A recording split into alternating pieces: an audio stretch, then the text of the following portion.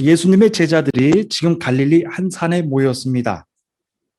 이들이 갈릴리에 모인 까닭은 예수님께서 지시하신 말씀에 순종하기 위해서였습니다. 주님이 부활하신 날 예수님이 여인들에게 말씀하셨습니다. 가서 내 형제들에게 갈릴리로 가라고 하라. 거기서 나를 볼 것이다. 라고 말씀하셨습니다. 그런데 본문을 보면요. 12명이 아니라 11명의 제자가 갈릴리에 갔다고 했습니다. 한 명이 부족한 숫자입니다. 예수님의 12명의 제자들 중에서 가룟 유다가 자살해서 죽었기 때문입니다. 그래서 지금 갈릴리에는 11명의 제자들만 있습니다. 지금 우리는 예수님이 부활하셔서 전 세계 모든 교회와 성도들이 매년 부활의 기쁨을 나눕니다. 비록 지금은 코로나 기간 가운데 놓여져 있지만 이 땅의 온 교회가 주님이 다시 살아나심을 찬송하고 기뻐합니다. 하지만 우리 마음 한 곳에는 성경을 읽을 때마다 안타깝고 슬픈 마음이 함께 남아 있습니다. 가룟 유다가 그 자리에 없기 때문입니다. 가룟 유다는 시작을 참 잘했던 사람입니다. 그는 예수님의 제자로 시작을 했습니다. 예수님과 함께 3년 동안 하나님의 일을 했습니다. 그러나 그의 끝은 잘못됐습니다. 유다는 12명의 제자들 중에서도 회개를 맡았을 정도로 셈이 빨랐고 신뢰도 많이 받았던 사람입니다.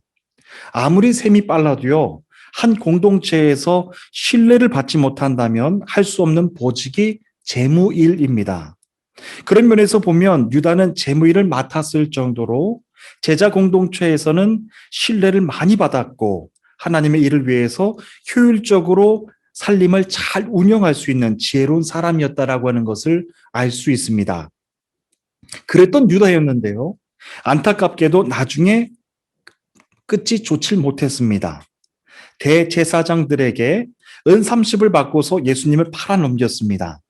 은 30의 가치는요, 당시 기준으로 노예가 황수불에 받쳐서 죽었을 때 보상금으로 주인에게 지불하던 금액이 30입니다. 유다는 셈이 참 빨랐던 사람입니다. 유다는 예수님의 십자가의 값어치를 그 정도로 판단하고 대제사장들에게 은 30을 받고 넘겼습니다. 예수님은 그 다음날 산해드린 공의에서 바로 십자가형을 선고받고 못 박혀 죽으십니다. 유다는 뒤늦게 후회를 하고 대제사장들에게 30을 다시 돌려주면서 내가 죄 없는 분을 팔아넘겨 죽게 만들었다라고 고백을 했습니다. 하지만 대제사장들은 그게 우리와 무슨 상관이냐? 그것은 내 일이다 라고 하면서 가룟 유다의 청을 들어주지 않았습니다. 결국 가룟 유다는 예수님을 십자가에 죽게 한 죄책감이 너무나도 커서 예수님의 첫 번째 부활의 자리에 앉지도 못하고 은을 성수에 던져놓고 물러가서 스스로 목매어 목숨을 끊었던 것입니다. 그때부터 예수님의 제자는 12이 아니라 11명이 됩니다. 성경에서 보면 시작은 좋았지만 이렇게 마지막에 좋지 못했던 사람들이 있습니다. 여러분, 삼손이 그랬습니다. 그는 나시린으로 20년 동안 사사로 지내면서 이스라엘을 구했습니다. 나시린은요, 바치다, 헌신하다라고 하는 뜻을 가진 나자르라고 하는 단어에서 파생된 단어입니다. 하나님께 특별한 서약을 통해서 자신을 평생 구별하기로 헌신한 사람들을 이 나시린이라고 말합니다. 이들은 하나님께 헌신하는 기간 동안에는 술과 독주를 마시지 않았고 머리카락도 자르지 않았습니다. 죽은 시체를 만지지도 않았습니다. 하나님께 자기 몸을 거룩하게 구별해 드리기 위해서였습니다. 삼손이 바로 그런 나시린이었습니다. 삼손은 그렇게 하나님께 구별되어 평생의 삶을 시작했습니다. 그러나 삼손은 블레셋 여인인 드릴라를 사랑해서 자신의 힘의 비밀의 원천을 누설하게 됩니다. 결국 삼손은 자신의 머리털이 깎여서 힘을 잃었고 블레셋 사람들에게 잡혀서 눈이 뽑히고 맷돌을 돌리는 수치와 모멸을 당했습니다. 다시 머리털이 자랐을 때는요, 그는 신전기둥을 뽑아서 블레셋 사람들과 함께 죽음을 맞이했습니다. 마지막이 참 좋지 못했습니다. 마지막이 좋지 못했던 사람들 가운데 저는 이스라엘의 초대 왕이었던 사울 왕이 제 가슴 속에 또 많이 남습니다. 사울은 베냐민 지파의 사람으로서 키가 훌쩍 크고 겸손한 사람입니다. 그의 시작은 왕으로서 기름 부음을 받았지만 그의 마지막도 좋지 못했습니다. 그의 마지막은 여호와의 신이 그를 떠났고 악신에게 괴롭힘을 당하기도 했습니다. 사울 왕의 마지막은 길보아 산에서 블레셋 전투에서였습니다. 사울은 그 전투에서 자신의 사랑하는 세 아들과 함께 전사했습니다. 세 아들을 한 번에 잃었으니 사울은 죽었음에도 불구하고 그의 마지막이 얼마나 슬프고 비참했는지를 모릅니다. 사울의 시체는 벳산 벽에 못 박혀서 왕으로서 장례식도 치르지 못한 채 끔찍한 최후를 맞았습니다. 이들은 이처럼 시작은 참 좋았던 사람들입니다. 하지만 마지막이 좋지 못했습니다. 이들이 비참하게 최후를 맞았던 이유는 다 달랐죠. 그러나 공통점이 있습니다. 하나님의 영이 그들을 떠났다라고 하는 것입니다. 하나님의 영이 그들을 떠나는 순간 아무리 이 세상의 왕이라고 할지라도요, 아무리 그가 예수님의 제자였다고 할지라도요, 하나님의 영이 그를 떠나는 순간 그에게 있었던 모든 존귀와 영화는 그 순간 다 사라진다는 하는 것입니다. 믿음의 사람들의 삶이 세상 사람들과 다른 점이 바로 이것입니다. 세상 사람들은 자신의 실수나 주변 사람들의 배신과 같은 것 때문에 그 자리에서 물러나게 되는 경우가 있습니다. 그러나 믿음의 사람들의 경우는 다릅니다. 아무리 그가 이 세상에서 인기가 많고 실력이 있고 사람들에게 유명해져도 하나님의 영이 그 사람에게서 떠나시면 더 이상 쓰임을 받지 못하는 것이 믿음의 사람들의 삶입니다. 믿음의 사람들도 얼마든지요, 자신의 실수나 주변 사람들로부터 배신을 당하기도 합니다. 그러나 하나님의 영이 그를 떠나지 않으시고 그를 끝까지 붙잡으시면 그는 계속해서 쓰임을 받게 됩니다. 우리 주님이 그와 같은 길을 걸으셨습니다. 가장 사랑하는 사람들로부터 배신을 당하셨습니다. 세상에 있는 모든 인류가 예수님을 다 버렸습니다. 다 침뱉고 욕했습니다. 그러나 하나님의 영이 예수님을 굳게 붙잡아 주셨습니다. 흔들리지 않도록 말입니다. 쓰러지지 않도록, 십자가의 사명을 끝까지 감당할 수 있도록 예수님을 끝까지 붙잡아 주셨습니다. 아버지의 강건하신 팔로 예수님을 굳건하게 붙잡아 주셨습니다. 예수님의 십자가의 죽음은 그러므로 홀로 외롭게 당하신 것이 아닙니다. 하나님이 붙잡아 주셨고 하나님이 십자가 곁에서 함께 해주신 것입니다. 그래서 이 땅에서는 어떤 자리에서 무슨 일을 하더라도 성령이 함께 하시면 믿음의 사람들은 끝까지 쓰임을 받게 된다라고 하는 것을 우리는 알아야 됩니다. 귀하게 쓰임받는 복된 삶을 우리는 성령을 통하여서 우리가 배우게 됩니다. 그렇습니다. 12명이 있어야 되는 예수님의 제자의 자리에 지금 가룟 유다의 자리가 비웠습니다. 지금 갈릴리에는 11명의 제자만 있을 뿐입니다. 성경에서 가룟 유다라고 하는 이름을 읽을 때마다 그래서 저의 마음이 참 좋지 않습니다. 이는 하나님의 마음에도 큰 상처이셨을 것 같습니다. 그의 빈자리를 묵상하면서 하나님께서 주시는 마음이 있습니다. 그것은 가룟 유다의 마음을, 가룟 유다에 대한 말씀을 기억할 때마다 그를 저주하고 또다시 그를 손가락질하라고 그의 이름을 성경에서 지어주시지 않은 것은 아니라고 하는 것입니다. 사람이 버림받을 수 있는 이유에 대해서 분석하라고 하면요, 세상의 그 누구도 자유로울 수 없는 것이 사람입니다. 믿음의 조상 아브라함도 실수했습니다. 이스라엘 역사 중에서 가장 큰 성군이라고 꼽혔던 다윗 왕도 하나님이 보시기에 큰 실수를 했던 사람입니다. 그는 자신이 사랑했던 여인을 얻기 위해서 그 여인의 남편을 전쟁터에 나가서 죽게 만들었습니다. 실수로만 말하자면 아브라함도 모세도 다윗도 성경에 기록된 그 누구도 자유로울 수 없습니다. 그렇다면 가룟 유다의 자리가 비어있는 채 11명의 제자가 지금 갈릴리에 모였다라고 하는 것은 무엇을 말씀하기 위해서였을까요? 그 이유는 이제는 두 번 다시 제자들에게서 하나님의 영이 떠나가지 않기를 바라시는 하나님의 그 간절한 마음이 담겨져 있다라고 하는 것입니다. 부활의 빈자리에 한 자리를 비워두셨어요. 가룟 유다의 자리를 없애지 않으셨다라고 하는 것입니다. 이사야 54장 10절 말씀, 산들이 떠나며 언덕들은 옮겨질지라도 나의 자비는 내게서 떠나지 아니하며 나의 화평의 언약은 흔들리지 아니하리라. 너를 긍휼히 여기시는 여호와께서 말씀하시느니라. 아멘. 아무리 우리는 죄를 짓고 우리의 영혼이 구원받지 못하는 그 자리에 있다고 할지라도 하나님이 나를 구원하시기 위한 언약은 취소되는 법이 없는 거예요. 나를 긍휼히 여기시는 여호와께서 끝까지 함께 해주신다라고 말씀해 주셨기 때문입니다. 그러므로 유다의 빈자리를 묵상하면서 묵상하면 묵상할수록 더 깊이 다가와 주시는 말씀이 있습니다. 세상에 그 어떤 일이 일어나더라도 나는 다시는 내 사랑하는 제자들을 잃지 않을 것이다. 더 이상 내 사랑하는 믿음의 백성들을 잃지 않을 것이다 라고 하는 것입니다. 이 땅에 있는 모든 백성들이 죄 때문에 고통할 때마다 십자가의 희생제물이 제물이 된 내 아들 예수 그리스도 그 아들의 이름을 믿음으로 말미암아 그들에게 영혼 구원의 참 기쁨, 영혼 구원의 참 은혜를 모든 이들에게 줄 것이다 라고 말씀하신 거예요. 그러므로 세상 모든 영혼들이 돌아오고 또 돌아올 때까지 나는 기다릴 것이다, 인내할 것이다 라고 말씀해 주시는 거예요. 하나님은 가룟 유다에 대한 기억을 성경에서 지우지 않으셨습니다. 당신의 마음에서 가룟 유다에 대한 상처를 영원히 지울 수 없다라고 하는 것을 2000년이 지난 오늘 저와 여러분들에게도 전하기 위해서였을 것입니다. 저는 바랍니다. 우리 모두가 십자가에서 주시는 하나님 아버지의 마음을 가질 수 있기를 바랍니다.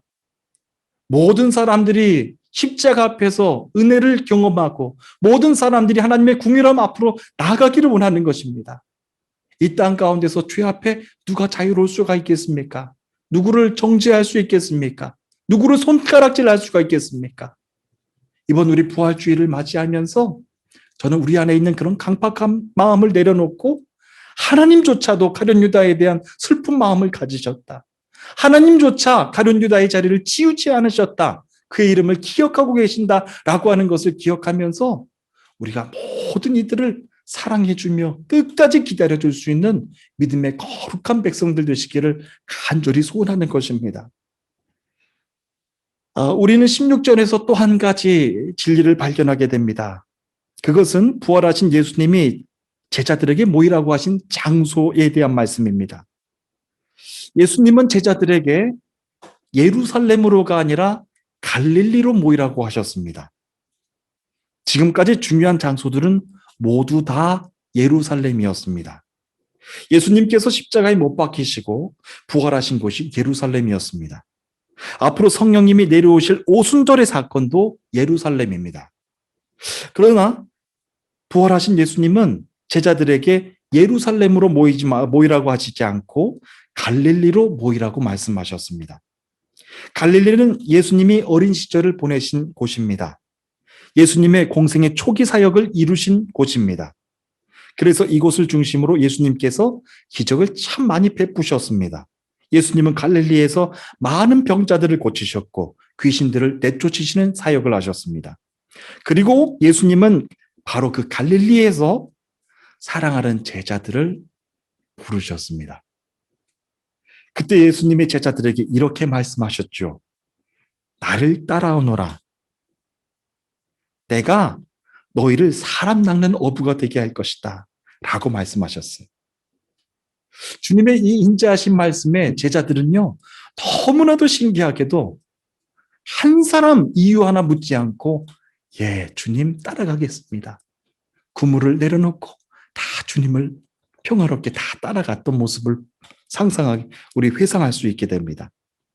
그렇습니다. 예수님의 십자가를 보고서 각자 제 길로 가려고 했던 제자들에게 예루살렘이 아닌 갈릴리 지역으로 다시 오라고 하셨던 예수님의 그 깊은 뜻이 계셨던 것입니다.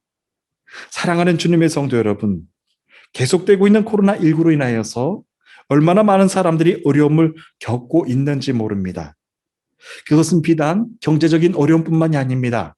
심리적인 고통과 압박감 때문에 가정이 불화하게 되는 경우도 있고요. 가정이 깨지는 경우도 있습니다. 그렇게 어려운 시기를 겪고 있는데 더 가슴이 아픈 것은요. 이 어려운 시기를 지나면서 세상 사람들에게조차 본이 되지 못했던 교회들의 모습이 있었다라고 하는 것입니다. 세상 사람들에게조차 본이 되지 못했던 교회들의 모습 때문에 믿음의 길을 저버리고 떠난 사람들 역시 헤아릴 수 없이 많다라고 하는 것입니다. 무엇으로 이들의 발걸음을 다시 주님께로 되돌아올 수 있게 할 수 있을까요?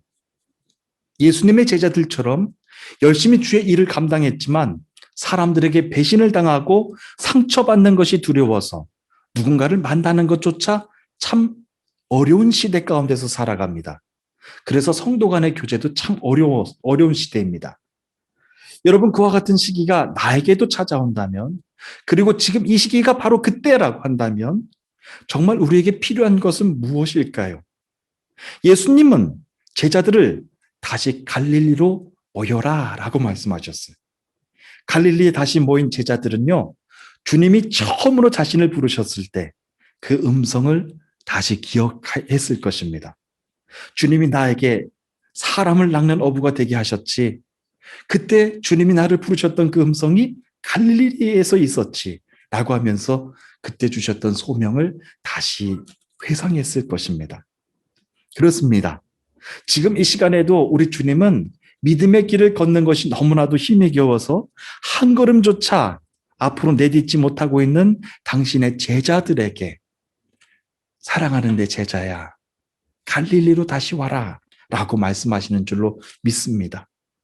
주님이 여러분들을 처음으로 만나셨던 그 갈릴리, 지금 먼저 가서 내가 기다리고 있을 테니 어서 와 라고 하면서 주님은 부활 이후에도 갈릴리에서 제자들을 기다리고 계신다라고 하는 것입니다. 저는 여러분 모두에게도 영적인 갈릴리에서 주시는 주님의 그 크신 평안한 은혜가 지금 이 시간 각 가정 가운데 충만히 넘쳐나시기를 간절히 축복합니다. 우리 이어서 다 함께 17절 말씀을 다 함께 읽겠습니다. 우리 각 가정에서 함께 한 목소리를 읽어주시면 감사하겠습니다. 읽겠습니다. 시작. 예수를 배웠고 경배하나 아직도 의심하는 사람들이 있더라. 아멘.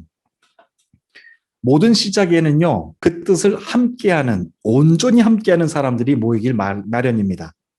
그러나 갈릴리의 시작은 완전하지 못했습니다. 제자들 가운데는 그때까지도 부활하신 예수님을 의심하는 사람들이 있었다고 했습니다. 저는 여기서 복수로 기록된 것이 참 흥미롭습니다. 우리가 알기로는 도마만 예수님을 의심하지 않았나 그렇게 생각을 하는데 성경은 그렇지 않습니다. 예수님, 부활하신 예수님을 의심하는 사람들이 있었다라고 했습니다. 사실 부활하신 예수님을 의심했던 그때 제자들의 모습은 오늘날 교회의 모습이기도 합니다. 교회는 믿음이 신실한 사람들이 모이는 곳이지만 믿음이 연약한 사람들이 함께 모여 신앙생활하는 곳이기도 합니다.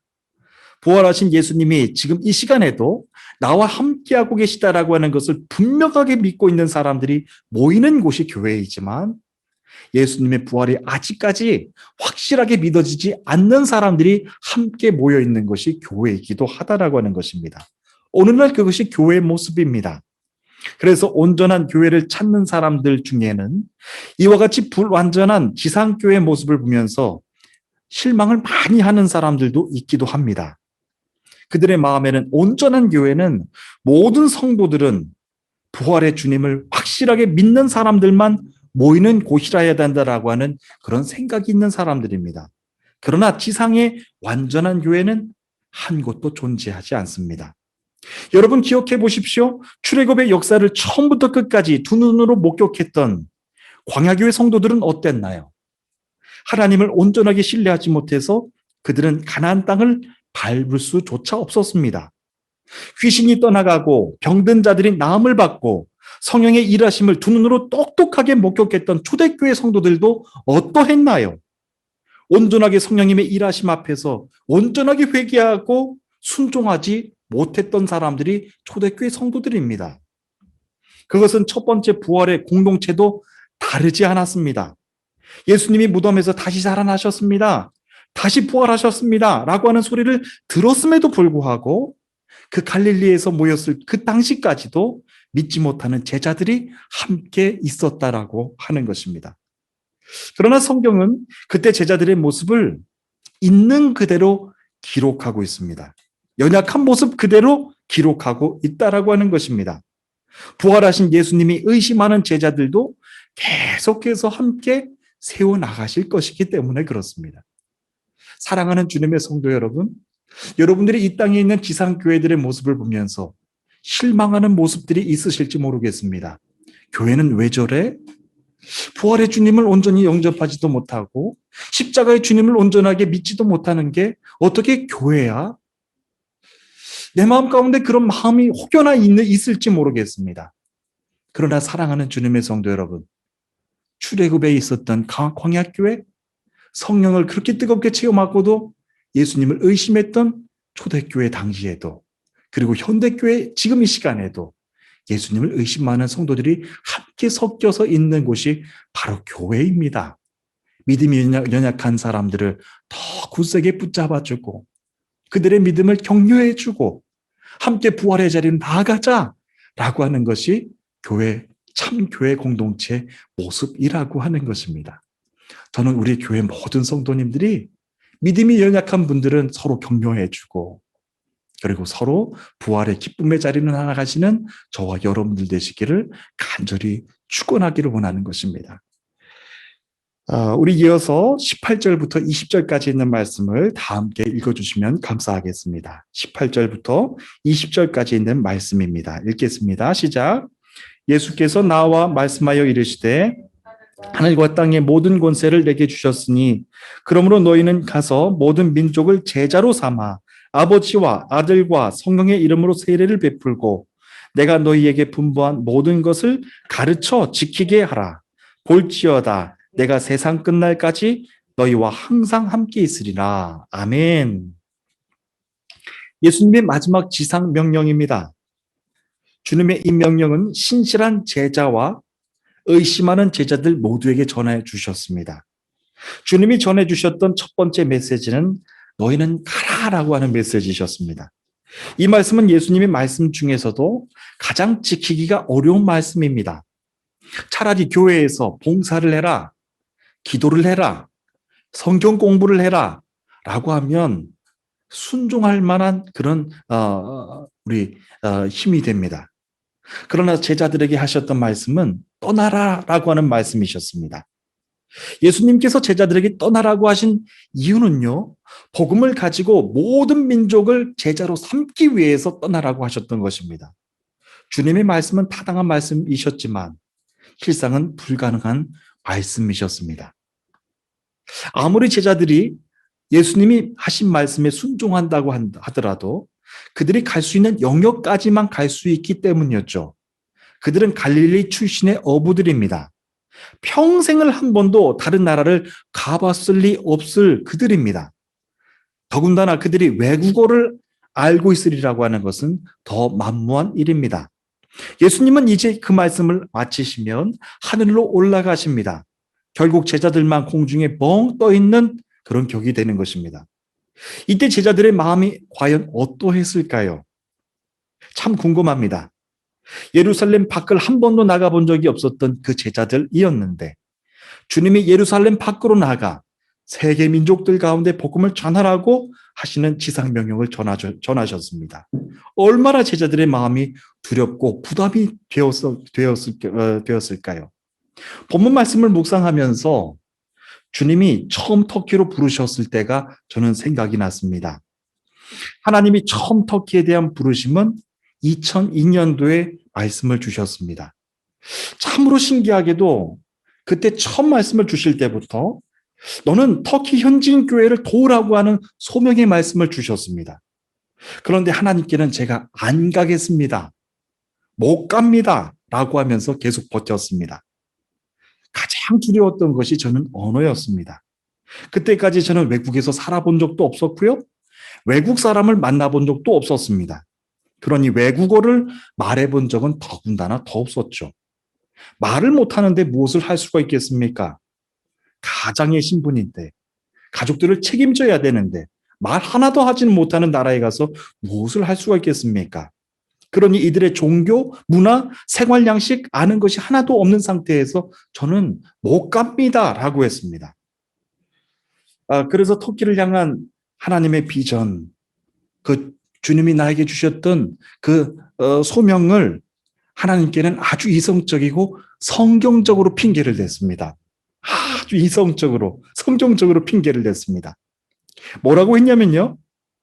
하나님, 이방 민족을 위해서는 언어와 지식에 능통한 그리고 성령 충만한 사도 바울을 사용하지 않으셨습니까?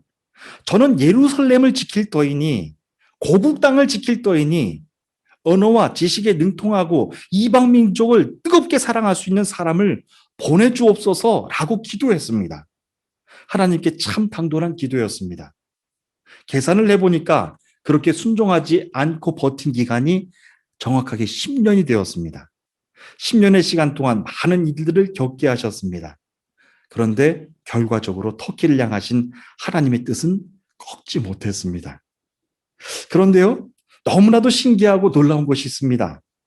나는 못 가겠다고, 안 가겠다고 버텼는데 지금 와서 보니까 그때 성령님이 주신 그 부르심 그대로 지금 이 땅의 현지인 교회들을 제가 돕고 있는 모습을 보게 하시는 거예요. 그리고 이 땅에 우리 여러분들 사랑하는 우리 성도님들을 만나고 예배할 수 있도록 주님의 교회를 세우게 해주셨습니다. 하나님은 터키 땅에서 주님의 십자가로 우리 이즈미르 교회를 세워주셨고요. 현지인 교회를 도울 수 있는 교회로 사역을 하게끔 만들어 주셨어요. 그리고 우리 성도님들과 함께 한 번도 만나지 못한 우리 중보자님들을 또한 만나게 해주셔서 우리 터키 현지인 교회들을 하나 둘씩 돕게 하는 일을 해주셨다라고 하는 것입니다. 지금도 너무 많이 부족합니다. 미약합니다. 하지만 저는 믿음이 있습니다. 10년의 세월 동안에 하나님이 보여주신 그 소명은 내가 생각한 것이 아니라 하나님이 주신 분명한 말씀이셨다라고 하는 것입니다. 그렇게 해서 10년의 시간 동안에 많은 일들을 겪게 하시면서 터키에서는 더 큰 것으로 축복해 주셨습니다. 믿음의 성도들을 하나 둘씩 만나게 해주셨고 전 세계로부터 제가 알지도 못하고 듣지도 못한 우리 성도님들을 우리 온라인으로 만나서 중보를 받게 해주셨습니다. 너무나도 큰 축복을 주셨습니다. 저는 이 시간 각 가정에서 예배드리시는 그리고 온라인으로 예배드리시는 모든 중보자님들을 주님의 이름으로 축복합니다. 여러분들이 함께 헌신하셨고 여러분들이 함께 이 땅을 위하여서 복음을 위하여서 일하셨던 그 모든 헌신의 대가들을 하나님께서 1000배, 10,000배, 대대자손토록 함께 축복해 주실 줄로 믿습니다. 여러분 모두에게 가득 넘치게 해주실 줄로 믿는 것입니다. 오늘은 저는 이제 말씀을 마치기 전에요. 우리 교회가 수년 동안 중보하고 함께 도와왔던 우리 태백교회, 현진교회, 우리 좋은 소식을 함께 전해드리고 말씀을 마치기를 원합니다. 태백교회 현진교회가 가정교회로 저희와 같은 가정교회로 건축이 됐습니다. 그리고 건축이 되면서 갚아오던 은행 대출금을 이번 3월까지 다 갚고 하나님께 온전히 봉헌했다라고 하는 소식입니다. 얼마나 감사하고 영적으로 기쁜지 모릅니다.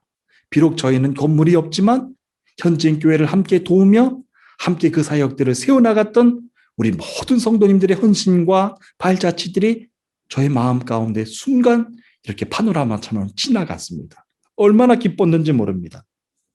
몇 해 전에 부활주일 예배를 무슬림 초청잔치를 주제로 해서 우리 한인교회와 현지인교회가 연합으로 해서 예배를 드렸는데요. 그때 현지인교회 목사님을 한번 뵌 성도님들도 계실 것입니다. 주중에 저와 제 아내가 목사님을 찾아뵙고 교회를 온전하게 봉헌하신 데 대해서 하나님께 기쁨과 감사 인사를 서로 나누고 왔습니다. 목사님이 우리 성도님들에게 너무 감사하다라고 하시면서요. 영상으로 감사 인사를 전해 오셨습니다. 제가 그 자리에서 영상을 촬영을 했고, 우리 성도님들과 중보해 주시는 모든 분들께 다시 한번 감사를 드리면서 이 영상을 다시 한번 보면서 은혜를 나누기를 원합니다. 여러분들이 우리 보시기 편하도록 아래 자막을 달아놨으니까요. 이 시간 함께 우리 먼저 사진을 한번 보시겠습니다. 사진을 보시면요.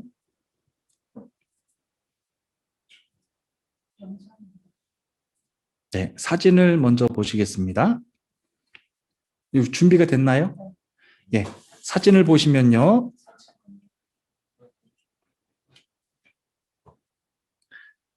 네, 우리 가운데 있는 건물인데 3층 건물로 우리 건축이 됐습니다. 먼저는 이게 2층 건물이었는데 이따가 이제 우리 오주찬 목사님이 우리 감사 인사를 전해 주시겠는데요. 아무것도 없었습니다. 주변에 허허 벌판이었습니다. 제가 그것을 다 보고 목격을 한 사람인데 주변에는 지금 오른쪽 왼쪽 다 건물이 세워졌는데 당시에는 아무 건물도 없었던 허허 벌판 그냥 아무것도 없었습니다. 그 자리에 이 2층짜리 건물, 지금은 3층이 놓여져 있지만 2층 건물이 지금 있는 상태에서 처음으로 이제 시작이 된 것입니다. 2층 건물이 이제 세워지고 그리고 이제 2층 건물에서 예배를 드려 오셨는데 오주찬 목사님에게 그런 또 말씀을 주셨대요. 교회를 온전하게 성별하라 라고 하시는 말씀을 주시면서 지금의 3층 건물을 더 증축하신 거예요. 증축하셔서 3층 건물을 온전하게 교회로 봉헌하여 드리면서 예배 자리를 쌓아오셨다라고 하는 것입니다. 저희가 이 사역을 하게 되면서 참 여러분들께 감사의 말씀을 드리는 것은요. 교회를 짓고 교회를 건축하는 사역이 참 귀합니다. 하지만 교회를 지킬 수 있는 믿음의 사람들을 양육하는 것, 사람들을 양육하고 사람들을 세워나가는 사역은 더 귀한 줄로 믿습니다. 오주찬 목사님은 지난 10년 세월 동안에 이 귀한 사역을 감당해 오시면서 먼저는 이제 카페에서 믿음의 사람들을 이제 만나기 위해서 성경을 가르치면서 그 사역을 감당하셨고 이곳으로 이사를 와서 3층 건물을 다시 세우셔서 지금 교회로 온전하게 봉헌을 하게 되신 것입니다. 예, 보시면요. 너무너무 귀해요. 우리 기타도 있고 이거 단은 우리 교회에서 해서 하는 거. 예, 이 단을 좀 보여주시겠어요? 우리 전 사진. 그 다음 사진. 예, 교회 단. 여러분 보시면요, 여기 단이 있지 않습니까? 단도 저희 교회가 우리 후원을 해서 우리 중부에서 이제 드린 것이고 여러분들 화면에 이제 왼쪽에 프로젝트라든지 그런 것들, 우리 스크린이라든지 그런 것들 값비싼 자재들인데 그런 것들은 저희가 다 도운 것들입니다. 그런데 이거 이렇게 귀하게 이렇게 사용을 하고 계시고 너무나도 이렇게 예, 이것은 이제 유아실인데요. 유아실에도 여러분들의 흔적이 다 남아 있습니다. 저희가 이제 책도 기증했고 놀이방에서 이제 쓸 수 있는 놀이기구라든지 그런 것들도 다 기증을 했는데 이것이 지금 코로나로 인하여서 아이들이 지금 못 오는 상황이에요. 그래서 유아실도 우리 이즈미르 교회의 흔적이 그대로 남아 있다라고 하는 것입니다. 너무너무 감사드립니다. 지금 1층에서는요, 식사하고 다과하고 그런 장면이 있는데 제가 그것은 촬영을 못했고, 우리 현진교회 우리 성도들도 함께 우리 촬영을 하면 좋은데, 우리 보안상, 여러분 인터넷으로 다 나가는 것이기 때문에 보안상 요 정도만 이제 촬영을 하겠습니다. 그리고 이제 목사님께서 우리 감사 인사를 전해 주셨는데, 우리 다 함께 우리 아래 자막이 있는데요. 함께 보시면 좋겠습니다. Merhaba değerli kardeşler. Benim adım Özcan. Eşim, Sergizel. kızım Ben Sebahat. Merhaba. ve biz Torbalı Özgür Mesihçiler Kilisesi'nde ben hizmet ediyorum.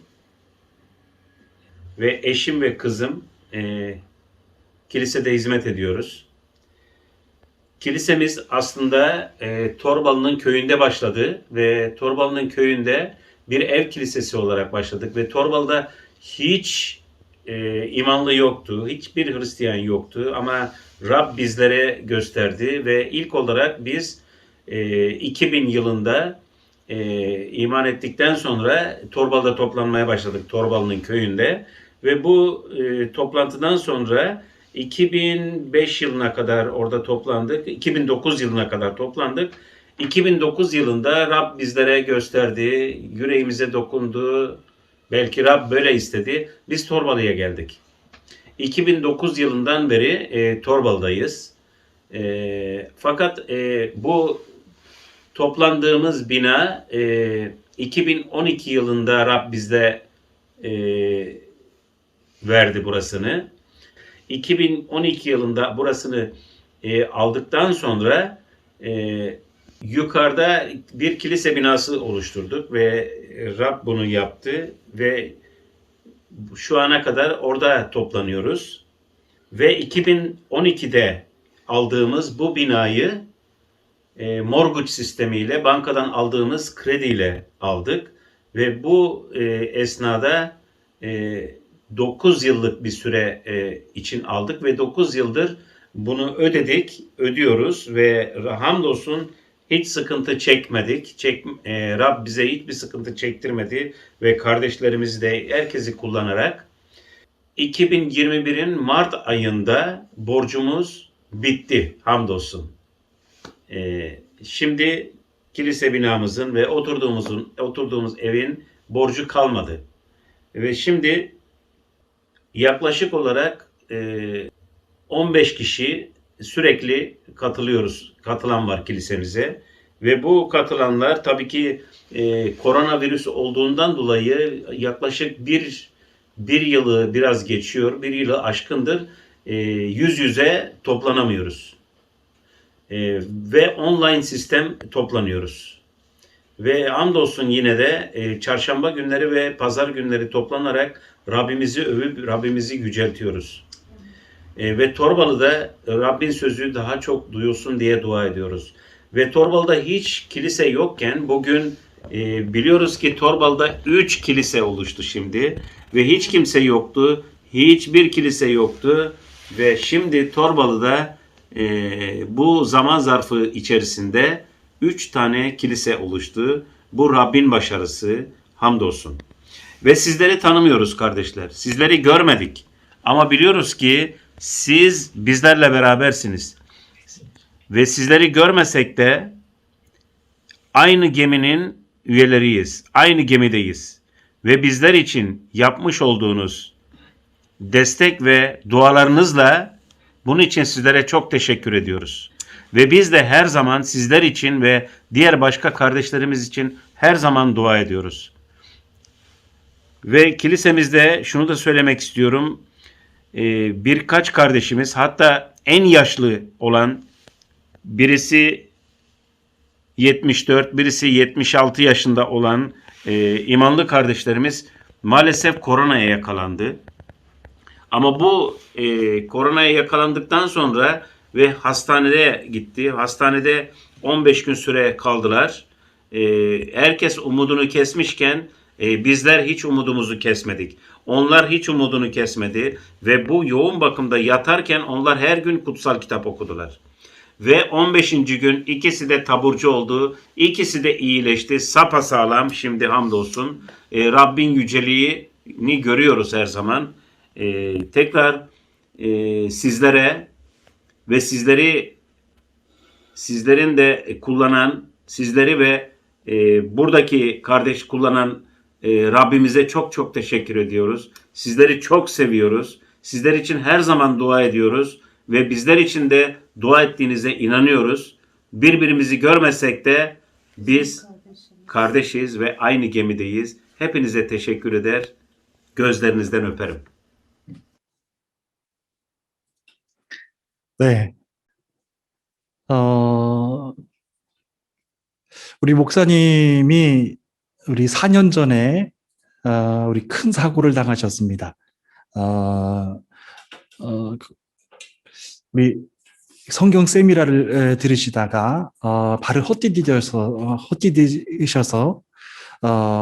여기 그 고관절 아래로 27개 뼈가 부러졌습니다. 그 사진들을 여러분들 카페를 통해서도 다 제가 소개를 해드렸는데 병원 의사도 걷지 못한다라고 이렇게 판정을 내렸어요. 근데 하나님께 그렇게 간절하게 기도하면서 내가 일하지 못하면 우리 성도님들은 어떻게 합니까? 내가 일을 해야 되는데 우리 성도님들을 더 양육하고 더 중보해야 되는데 하나님 나를 고쳐주세요. 나를 일으켜주세요. 라고 하면서 간절하게 기도해 오셨어요. 그때 저희들을 이렇게 만나셔서 계속해서 이렇게 돕게 하셨는데 목사님께서 지금 너무너무 감사하고 여러분들께 표현은 못하시지만 너무너무 그 하나님의 은혜가 너무나도 기쁘다라고 하는 말씀을 해주시는 것입니다. 4년 전에 어떤 일이 있었냐면요. 미국에 이제 빚을 갚기 위해서 미국에 이제 가셨다가 재봉 일을 굉장히 잘하십니다. 어려서부터 재봉 일을 이렇게 프로처럼 이렇게 잘하셨는데 미국에 가셔서 1년, 2년을 머무시면서 백악관 근처에 그 우리 대사관에서 사람들 그 고객들을 이렇게 맞이하면서 굉장히 높은 사람들을 많이 만나셨대요. 그러면서 목사님께 목사님께서 그렇게 기도하셨대요. 지금 미국의 상황이 다 평안하고 돈 버는 것 난 너무나도 좋습니다. 하지만 이 돈 버는 것 하나님 우리 다 토르발로 우리 교인들을 위해서 우리 교회를 세우기 위해서 제가 이 일을 하고 있사오니 한 번도 한순간도 이 비전 소명을 잃지 않도록 도와주세요. 저는 미국에서 살고 싶지만 하나님께서 보내주신 그 소명을 끝까지 지키게 해주세요. 라고 하면서 저에게 솔직한 마음을 또 고백을 해주시는 거예요. 그러면서 이 터키로 다시 돌아오시면서 너무나도 신기하게 저희에게도 놀랍게도 이렇게 만남의 그 컨넥이 있었습니다.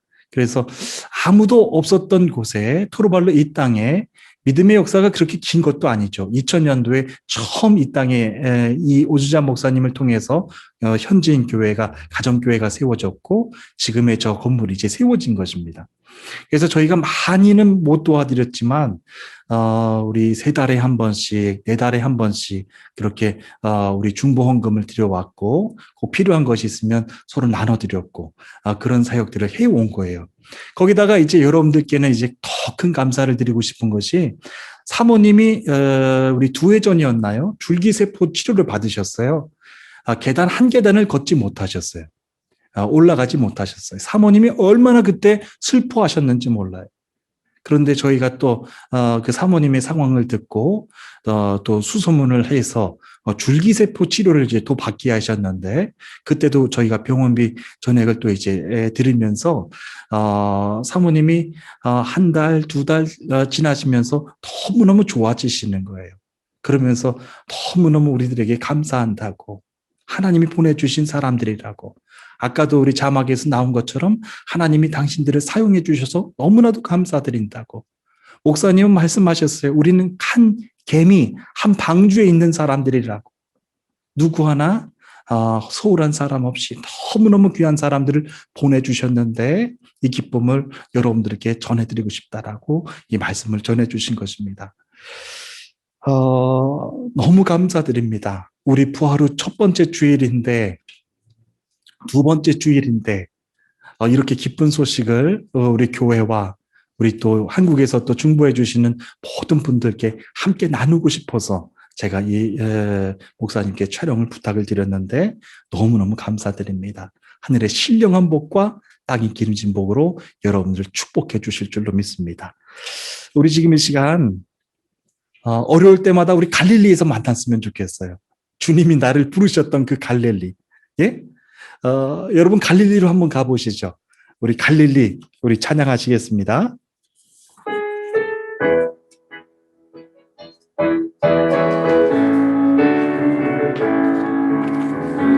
빌리 마을 그 숲속에서 주님 그 11제자 만나시사 그 11제자 다시 만나시사 마지막 그들에게 말씀하시기를 너희들은 가라져 세상으로